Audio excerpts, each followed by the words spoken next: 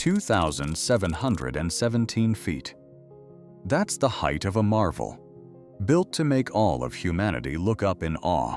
But when the mall's glass doors slide open and a blast of 113°F air hits you, that grandeur suddenly becomes an illusion.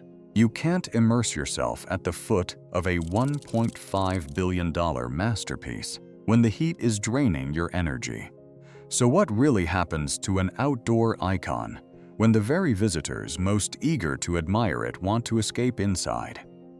To unravel this paradox, we've dissected meteorological reports, economic data, and Dubai's urban planning strategies.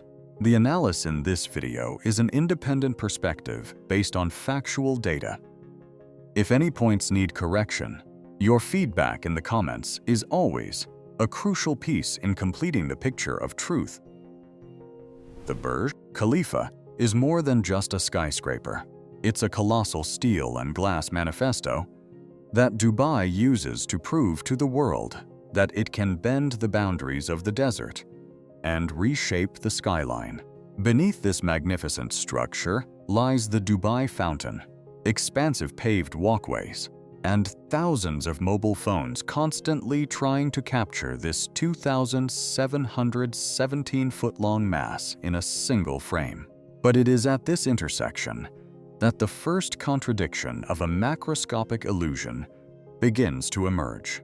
To fully appreciate the overwhelming power of the Burj Khalifa, you must step back. You cannot comprehend its immense size by simply viewing it on a screen.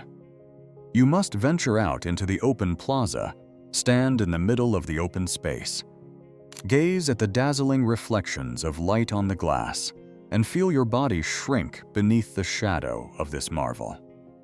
This architecture was created to compel people to stop and admire it. But if the harshness of summer turns standing still outdoors into a grueling biological test, then what ultimately is controlling this symbol of power?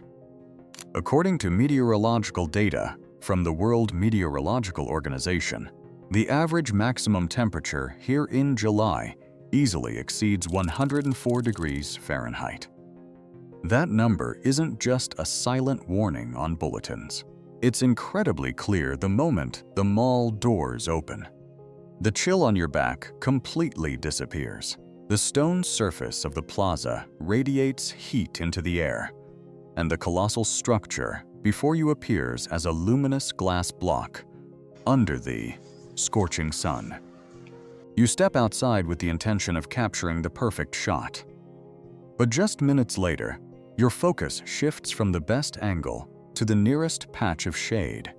Your electronic equipment starts overheating. Your vision narrows due to glare. Your water bottle quickly loses its coolness. And what should have been a moment of leisurely enjoyment of your trip turns into a frantic race. Step out, raise your camera, press the shutter button, and immediately turn around to find a safe spot. In the experience economy, time spent lingering is vital. It's when customers spend, observe, share their feelings, and spread the value of a destination. But if the harsh heat deprives them of that privileged time, will the core strength of a wonder built in an open space still be fully exploited? During the sweltering months, the Burj Khalifa doesn't disappear from the itinerary map. It simply shifts its position in the tourists' behavior. Instead of strolling around the lake at midday, crowds glide past the marvel through the windows of air-conditioned taxis. Instead of lingering in the plaza, they swipe their cards for a table with a view of the tower, an expensive suite, or a ticket to the state-of-the-art air-conditioned observation deck. This painting accurately captures the philosophy of the desert city, a city not perceived by the natural senses, but enclosed within transparent glass walls and enclosed commercial institutions, designed to separate people from the real atmosphere outside. You still admire that 2,717-foot masterpiece, But you're no longer standing at its base. You gaze upon it as if it were a sealed artifact in a museum. And when a structure soaring into the blue sky is consumed primarily from within artificial boxes, is it still an original urban interaction? Or has it transformed into a meticulously priced visual supply chain reflected in the service bill? The Dubai Mall is typically positioned as a 12 million square foot retail empire nestled at the foot of a tower. But when temperatures reach extremes, the function of this megastructure takes a completely different turn. It becomes a heat refuge, a vital climate gateway, allowing visitors to stay in the mall rather than succumb to the weather. With a record of over 105 million visitors, this place isn't simply for spending money on designer goods. Crowds come here to recharge, find refuge in the artificial shade, pay for meals, and wait for the prime time to ascend the observation deck. Above all, they choose to stand behind the transparent partitions to admire the architectural masterpiece without risking their health. From a macro perspective, this fortress performs an excellent task, containing the flow of capital. When free outdoor plazas are deserted by the scorching heat, the entire demand for experiences immediately flows into the private service network. Every step taken to escape the heat is converted into revenue. This ecosystem forces us to consider a paradox. Ultimately, is it the sheer allure of this wonder that draws crowds into the superstore, or is it the vast expanse of cool air that saves and sustains it through the scorching summers? Local officials have never run the economy by avoiding nature. Instead, they've turned a core weakness into a new gold mine. The sweltering heat isn't a barrier. It's redefined as a beautifully packaged commercial product through the Dubai Summer Surprises campaign. For 10 weeks, the heat outside was completely dethroned. The entire area transformed into a self-contained consumer haven with deep discounts and luxuries resort experiences. They weren't inviting you to sunbathe. They were pricing in the privilege of shelter.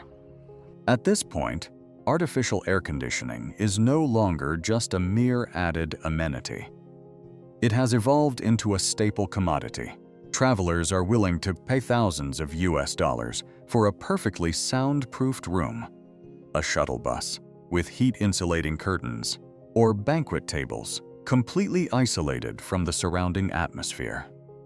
Many still assume this land sells luxury through pure gold. But in the midst of the most turbulent times, the most expensive commodity isn't the precious metal. The ultimate luxury is the power that allows the masses to be present in the heart of the city, yet never have to venture outside. Despite the harshness of nature, this machine continues to operate at maximum capacity. A 2025 report recorded 59 million overnight international visitors. This enormous number shatters any speculation that this skyscraper is falling into disrepair. If we use the financial statements as a measure, the overall picture remains incredibly magnificent. However, a soft crisis is silently eroding the system's foundations, manifested in the shift in lifestyle habits. While crowds of people flock to the city, their interaction with it has taken a different turn. Instead of strolling on paved surfaces, they confine themselves to four-wheeled vehicles. Instead of standing directly under the blazing midday sun, they hide behind megastructures, only admiring the tower's silhouettes through UV protective glass panels. The decline isn't in sales, but in the quality of the original experiences. The crowds aren't rejecting the grandeur. They're simply trying to drastically reduce the amount of time they have to endure environmental stress when a destination attracts tens of millions of people. But they all rely on shielding infrastructure to continue their journey. Is that the pinnacle of creative capacity? Or is it actually a sign of an irreparable structural breakdown?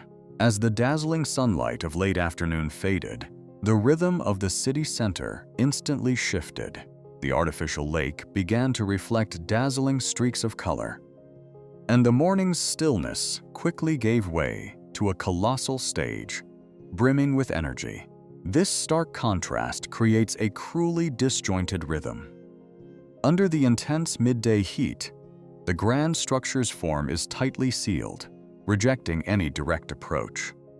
Only when night falls does this invisible cocoon truly crumble. But this very liberation gives rise to a new barrier: localized repression. The entire yearning to breathe freely under the open sky was compressed into a few short hours. This cool time suddenly became a scarce resource. Everyone wanted to secure a prime spot to personally capture the most perfect moment with the dazzling lighting system. You can certainly patiently wait for darkness to fall to truly touch the soul of the tower.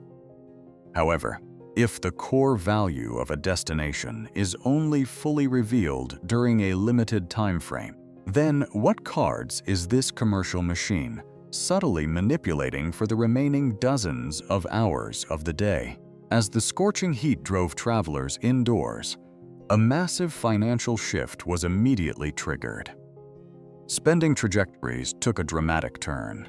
Institutions with state-of-the-art air conditioning systems and integrated service chains reaped almost all the benefits. Bustling shopping malls, multinational hospitality chains, and private transportation networks became unstoppable money-making machines. Conversely, economic links dependent on open environments suffer heavy losses. Businesses organizing walking tours, street food vendors lacking access to cooling systems, and outdoor photography services are gradually being pushed out of the game. This is an invisible but extremely sharp distinction in this unique economic landscape. The prosperity of a region is not measured solely by the number of visas issued, but by how each dollar is circulated. If nature forces all activity to retreat into glass-enclosed boxes, then ultimately it is the wealthy elite, those with the resources to equip themselves with countless industrial refrigeration systems and acquire prime real estate, who hold the true power over the entire summer consumer chain. This 2,710-foot tower is not an isolated case of weathering.